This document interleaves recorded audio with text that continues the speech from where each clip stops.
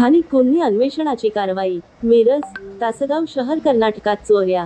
राष्ट्रीय महामार्गावरील तानांग फाटा पुलाखाली चोरीची दुचाकी विक्रीसाठी आणलेल्या रणजित श्रीरंग लोखंडे, वय 25 वर्षे, राहणार अहिल्यानगर, मूळ राहणार मलारवाडी, मंगसुळी, तालुका अथणी, आणि अशोक विश्वनाथ काशीद, वय 26 वर्षे, त्या राहणार प्रकाश नगर, मूळ राहणार मांजरी, तालुका चिकोडी। या दोघांना स्थानिक गुन्हे अन्वेषणाच्या पथकाने अटक केली आहे। दोघांकडून चोरीच्या 13 दुचाकी जप्त केल्या आहेत। गुन्हे ॲडमिशनचे निरीक्षक सतीश शिंदे यांनी चोरीचे गुन्हे उघडकीस आणण्यासाठी सहाय्यक निरीक्षक पंकज पवार यांचे पथक तयार केले आहे। या पथकातील कर्मचाऱ्यांना तानांग फाटा येथे उलाखाली दोघे संशयित विना नंबर प्लेटची दुचाकी घेऊन आले आहेत। दुचाकी विक्री करणार आहेत अशी माहिती मिळाली, त्यानुसार पथकाने तेथे धाव घेतली। दोघांना पळून जाण्याची संधी न देता पकडले। दोघांनी चौकशी केल्यानंतर त्यांनी काही दुचाकी चोरल्याची कबुली देत त्यापैकीच ही एक दुचाकी असल्याचे सांगितले।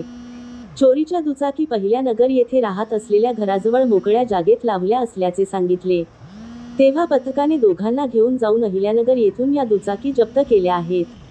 दोघांकडून चोरीच्या 13 दुचाकी जप्त केल्या आहेत। त्यांची किंमत सुमारे 6.5 लाख आहे। दोघांना तपासासाठी मिरज ग्रामीण पोलीस ठाण्याकडे वर्ग केले आहे। सहाय्यक निरीक्षक पवार, सहाय्यक फौजदार अनिल ऐनापुरे, कर्मचारी सचिन धोत्रे, इम्रान मुल्ला, अरुण पाटील, गुंडवाडे, साळुंखे, पाटील आणि त्यांच्या पथकाने ही कारवाई केली आहे। अधिकचा तपास मिरज पोलीस स्टेशनचे पोलीस करत आहेत।